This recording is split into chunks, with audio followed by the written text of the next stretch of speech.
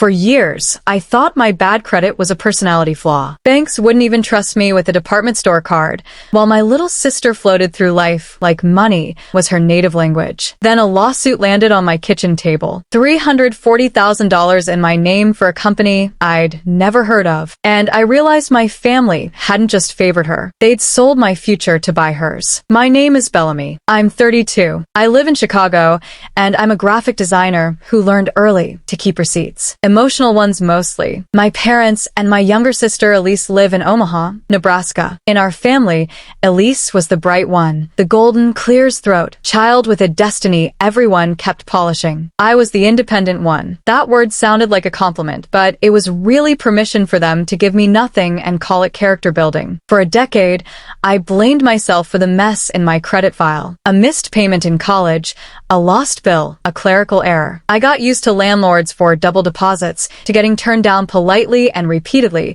to keeping money in cash like I was hiding it from the world. I told myself I just wasn't good at adulting. It hurt less than asking why my own parents never seemed worried that I couldn't qualify for a basic loan. Elise's promotion was the kind of announcement people post with professionally humble captions. New CFO of a prestigious fintech startup right here in Chicago. She'd always loved titles the way some people love perfume. You could smell them before she entered a room. My parents drove across 2 states to celebrate my sister's promotion. Not metaphorically, literally. They showed up like a traveling fan club, renting a luxury loft in the West Loop with brick walls and a skyline view like a screensaver. My mom kept saying, "This city is electric," like she invented it. My dad looked 10 years younger just by standing near Elise's success. They gave her a watch in a velvet box. Elise slid it onto her wrist with a smile that barely moved. My dad said casually, 12 grand. You've earned it. I stood near the kitchen island holding champagne I didn't want,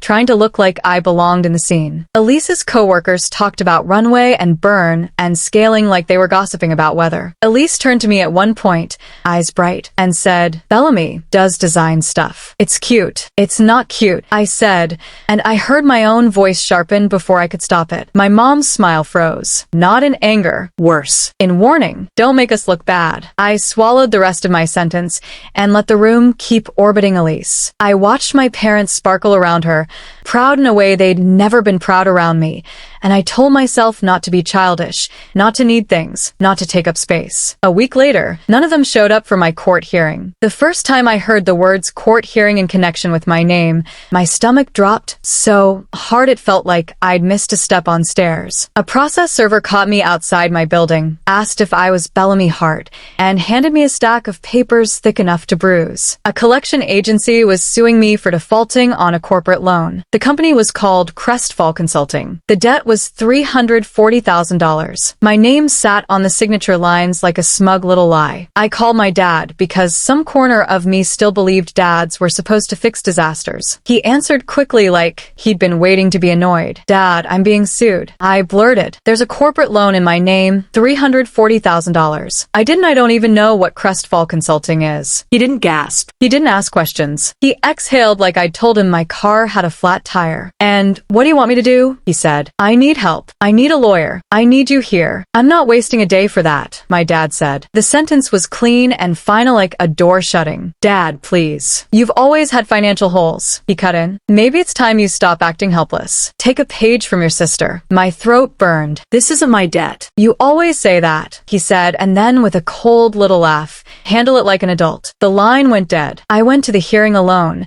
hands shaking so hard I could barely hold my folder. Court smelled like stale coffee and resignation. The judge listened to the collection agency's attorney lay out dates and documents like they were reading my obituary. When it was my turn, my voice came out steadier than I felt. "I didn't take out this loan," I said. "I believe my identity was used." That's when I noticed the man in the dark suit watching me like a microscope. Daniel Cross, forensic accountant, hired by the bank to establish what happened. His eyes were pale, controlled, and frankly unfriendly, like he'd already decided I was a con artist with good mascara. After the judge granted me 30 days to prove I wasn't responsible, Daniel approached me in the hallway. "If you're lying," he said, "you're looking at federal consequences. Fraud on this scale is prison." "I'm not lying," I said. My fingers were numb around my phone. He tilted his head unimpressed. "Then prove it." On the train home that day, I watched my reflection in the window and tried to recognize myself. I looked like a woman who could be arrested for a crime she didn't commit,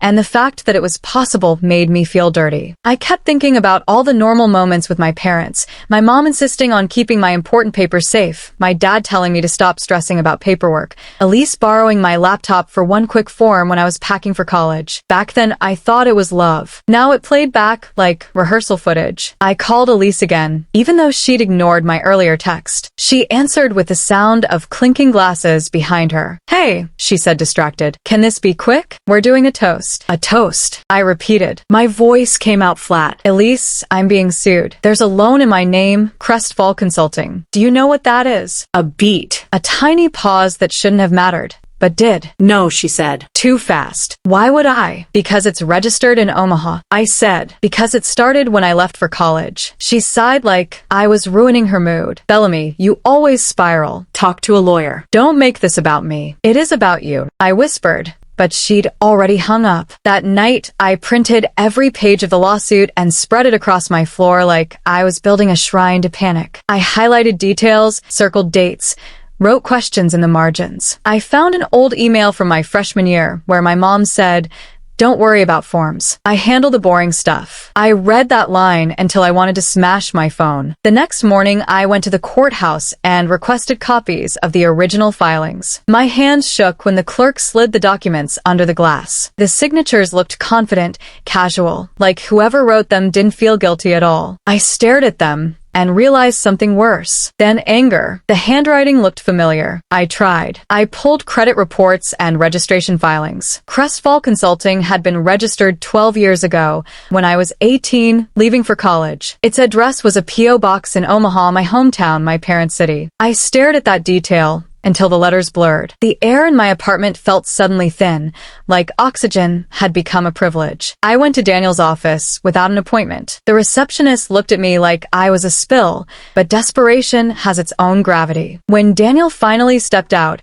he looked irritated until I shoved my evidence at him. "Compare my real signatures," I said. "I'll give you anything. Old leases, school forms, contracts. If you think I forged this, prove it." If I didn't prove that, too. For a long minute, he said nothing. Silence, clinical and heavy. Then he nodded once. "Sit," he said. I handed him a stack of documents with my signature spanning 10 years. He scanned them, compared them to the loan file, zoomed in on loops and slants like it was a crime scene. Watching him work felt like watching someone dissect my life. When he finally leaned back, his jaw was tight. "These aren't yours," he said quietly. Relief hit me so hard I almost laughed. Almost. "Then whose are they?" I asked. His eyes flicked to the screen again. "Someone practiced. Someone who had access." The words landed and stayed. Someone close. The clock kept running. 10 days, 8, 6. My sleep became short, ugly naps. I started flinching at the sound of my phone. Then, 3 days before the deadline, my doorbell rang like a demand. I looked through the peephole and saw my mom in the hallway. Her hair was done, but not perfectly. Her eyes darted left and right like she'd walked into the wrong movie. In her hand, she held a thick envelope with my name printed on a label, neat and official. A month later, my mom was at my door with a thick envelope with my name on it. I opened the door only a crack. "Bellamy," she said, too bright. "Hi, what are you doing here?" I asked. She lifted the envelope. You have to what?" I asked, and my voice came out low, careful. "Sign this," she said quickly. "It'll stop the lawsuit. It'll make everything quiet." Quiet. The word crawled under my skin. I let her step inside just long enough to see the papers. Voluntary bankruptcy, debt restructuring, my name everywhere. Waiting to surrender. "Will help," my mom said, voice soft. $500 a month. "We'll pay with you, but you have to sign today. Don't make this public." I walked to the kitchen for water and used the movement as cover. My phone was already in my hand. I snapped photos fast. Pages, signatures, the details I needed. My heart hammered like it was trying to escape my ribs. When I turned back, my mom's smile was fraying. "Why are you doing this?" I asked. "Why do you even know what to bring me?" Her eyes flashed. "Because I'm your mother." "No," I said. "Because you know exactly what this debt is." She stiffened. "Bellamy, don't what?" "Say the truth out loud." I stepped closer. "Who took out that loan, Mom?" Her lips pressed tight. Her silence was loud. Then she hissed. "If you blow this up, You'll ruin Elise. There it was. The real confession slipped out in panic like a knife falling from a sleeve. My stomach dropped. So, that's what this is. My mom's voice went sharp. She's starting her CFO job. Background checks, compliance, people digging. Do you want to destroy her life? I stared at her, and something in me went cold and steady. You already destroyed mine. Her face twisted, anger and fear fighting for control. You've always been jealous. Jealous. The word they used whenever I asked for anything. Jealous. Like wanting basic fairness was a character defect. Get out, I said. She took a step forward, voice pleading now, almost theatrical. Bellamy, please, just sign. We'll fix it. Well, no. I repeated. Get out. For a second, she looked at me the way she must have looked at my name on those loan documents years ago. Not as a person, but as a tool. Then she grabbed the envelope and left, heels clicking away like a countdown. The moment the door shut, I sprinted. Daniel was still at his office when I arrived, breathless, and shoved my phone at him. My mom brought me this. I said, tell me I'm crazy. He scrolled through the photos, eyes narrowing. His entire posture shifted. Less suspicion, more focus, like a man seeing the true shape of a crime. He pulled up the loan signature, then zoomed in on the bankruptcy signature, side by side. This is the same hand, he murmured. I swallowed. Not mine. He didn't look away from the screen. Not yours. He opened another file, something from public records, and typed quickly. Do you have any documents signed by your mother? Old forms, checks, anything? Yes. I said, I can get them. Get them, he said. Now, that night I dug through boxes like I was excavating my own childhood. Permission slips, old birthday cards, a check my mom wrote me once for emergency rent, the kind of help she gave only when it made her look generous. Her signature looped across the paper with the same flourish. Daniel compared them. He didn't speak while he worked. The silence in his office felt like a verdict being written. When he finally looked up, there was no softness in his face, only certainty. It matches, he said. Your mother signed the loan documents.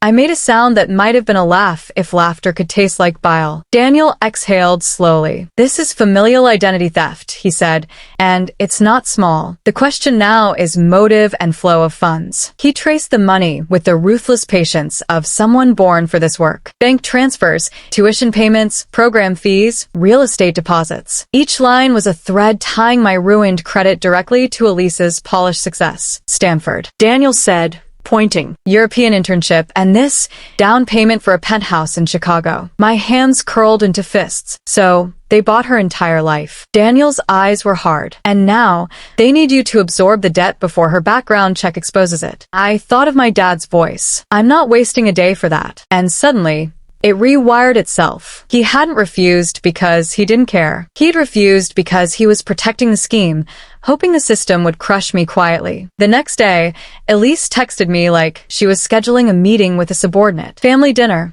Friday, 7:30. No drama. No drama. From the person whose life was built on mine like a stolen foundation. I agreed. The restaurant they chose was expensive in the way that tries to look timeless, dark wood, low lighting, candles pretending to soften everything. My parents were already seated with Elise between them, like they'd arranged themselves as a wall. Mom's smile was too wide. Dad's expression was carved from stubborn pride. Elise looked flawless, as always, like consequences couldn't get traction on her. Bellamy. Elise said, the name tasting like an inconvenience. Sit. I sat calm, almost polite. Dad leaned forward. You're going to sign, he said. Not a question. I'm going to eat, I said lightly, and watched his eyes narrow. Mom reached for my hand as if touch could control me. I let her fingers brush mine, then pulled away. Elise's voice sharpened. Stop being difficult. This is bigger than you. I let silence stretch. A long, thin wire between us. Then Daniel crosswalked up behind me with a briefcase. Elise's eyes widened. Who is that? I smiled without warmth. Someone who believes facts. Daniel slid into the seat beside me like he'd done it 100 times. He nodded once. Professional. What is this? Mom whispered, and her voice finally cracked. I pulled 2 folders from my bag and set them on the table with care, not shoved, not slammed, placed like a judge placing a ruling. In this folder, I said, tapping the first, is the report already filed with the FBI and the IRS, identity theft, wire fraud, false business registration, tax implications, the whole thing. Dad's face drained of color. Elise's mouth opened, then snapped shut. You wouldn't, she said, but her voice trembled. In this folder, I continued, Tapping the second. Is a letter already sent to your company's security and compliance team? Elise, along with Daniel's report showing exactly where the $340,000 went. Elise jerked forward. You sent it. Daniel spoke, calm as ice. Yes. Mom's eyes flashed with fury. Bellamy, how could you do this to your sister? I laughed softly. Do what? Tell the truth. Dad's voice rose, sharp. You're destroying this family. No, I said. I'm naming it. Elise's composure cracked like glass. You're jealous, she hissed. You can't stand that I made something of myself. I leaned in. You didn't make it. You were purchased. Elise's eyes went wild. I didn't ask for it, but then her anger made her careless. She snapped, loud enough that the table beside us turned. I knew about Crestfall, she spat. For 3 years. I told them to handle it. I told them you'd be fine, because you always survive. 3 years. Mom sucked in a breath like she'd been slapped. Dad stared at Elise like she'd just lit a match in a room full of gas. I held Elise's gaze. Thank you, I said softly. That's all Daniel needed. Elise's face went pale. Wait. I turned to my parents. You drove across 2 states to celebrate a promotion bought with my name. I said, voice steady. Now you can drive back and wait for agents. Mom's hands shook. Bellamy, please. We can fix this. We can. You had 12 years to fix it. I said, you chose Elise instead. Dad's eyes were wet now, but his pride still tried to stand upright. After everything we've done, I cut him off. Everything you've done was to me. Daniel stood. The authorities will follow up, he said, clinical. You may want to consult counsel. We walked out, leaving them in candlelight with their panic and an unpaid bill. I didn't sleep after that dinner. My phone kept lighting up like a small, angry heartbeat on my nightstand. Mom, please pick up. Dad, we can talk about this. Elise, you're insane. Call me now. Around 2 a.m., my dad finally called. I let it ring long enough to hear how badly he wanted control back. Then I answered. His voice came out raw. Do you have any idea what you've done? Yes, I said. This isn't justice, he snapped. This is revenge. I almost laughed. You mean the thing you taught me was ugly when I was the one bleeding? You're going to ruin your mother, he said, like he was reading from the oldest script in our family. Protect Mom. Protect Elise. Sacrifice Bellamy. My mother ruined me, I said, and even saying it out loud felt like exhaling poison. And you helped her. He went quiet, not shocked, cornered. You were always so dramatic, he said, finally softer. Trying for charm now. We can make this right. We'll sign something. We'll know. I said, you don't get to negotiate my name anymore. The next afternoon, Elise showed up at my building. She'd never bothered to visit my apartment before. She treated my life like an inconvenient zip code. She stood in the lobby in a cream coat, eyes glossy, with controlled fury. Tell me you didn't send that report, she said the moment I stepped off the elevator. I did,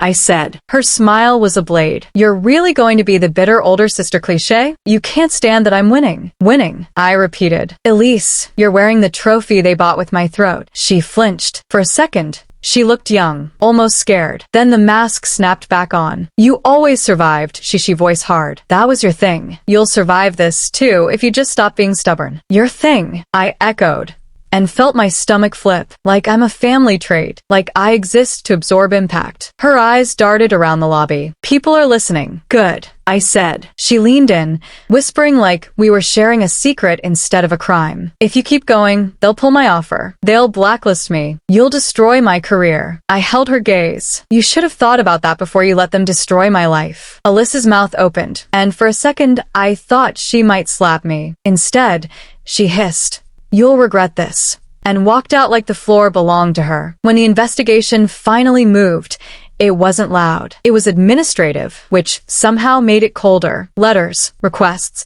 interviews scheduled at dull times of day. The kind of process that doesn't care if you're shaking. But it worked. The consequences didn't arrive like a movie montage. They arrived like real consequences. Paperwork, interviews, subpoenas. Alyssa didn't last a day in her new job. Her access was revoked before lunch. Her LinkedIn post vanished. In finance, they don't forgive uncertainty, and fraud is the most uncertain thing of all. Mom left voicemails that swung between sobbing and threats. Dad texted like he could negotiate with reality. "Let's talk privately. You've gone too far. We're still your family." Family. The word felt like a costume now. The FBI investigation moved forward. The IRS got involved. Their house in Omaha was seized pending proceedings. Accounts froze. Neighbors watched. The neat suburban story cracked open, and all the ugly math spilled out. The court that had once felt like a guillotine turned slowly into an exit. Daniel testified. He presented the signature analysis, the trace of funds,